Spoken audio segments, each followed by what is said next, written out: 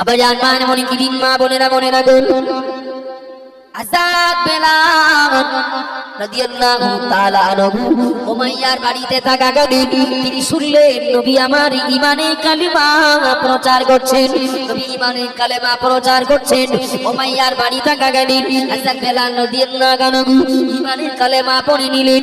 ও বাবাজিরা ভাইরা, ও গো মা বোনেরা গো, আজাদ বেলাল ঈমানে কালিমা পড়ে নেওয়ার কারণে আজাদ বেলালকে কখনো বা মরুভূমির উত্তপ্ত গরম বালিতে শুইয়ে দেওয়া হয়েছে, কখনো বা বেলালকে উলঙ্গ করে বেত্রাঘাত করা হয়েছে, আবার কখনো বা বেলালকে লোহার রড গরম করে বেলালের গায়ে ঠেসে ধরা হয়েছে। ওই লোহার রড বেলালের গায়ে রক্তগ্রস্ত চর্বি গলে গলে গলে গলে গরম রড ঠান্ডা হয়েছে।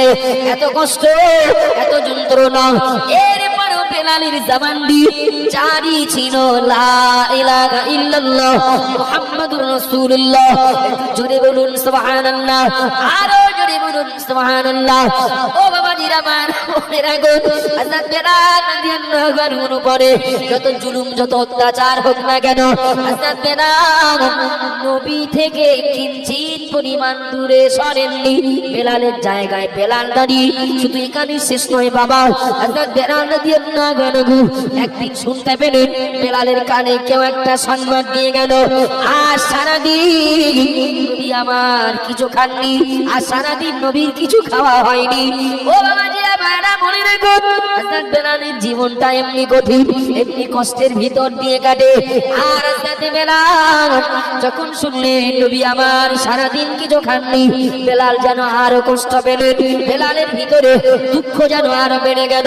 আজাদ বেলাল রাদিয়াল্লাহু আনহু তিনি নিয়াত করে নিলেন, আর সারাদিন আমার মনিব উমাইয়ার বাড়ি আমি কাজ করব, সারাদিন কাজের বিনিময়ে আমার মনিব উমাইয়া আমাকে যে খাবারটা খেতে দেবে, এই খাবারটা নিয়ে আমি আমার নবীর জন্য নিয়ে যাব। একটু জোরে বলবেন না সুবহানাল্লাহ। এই তো ভালোবাসা, এই তো ভালোবাসা।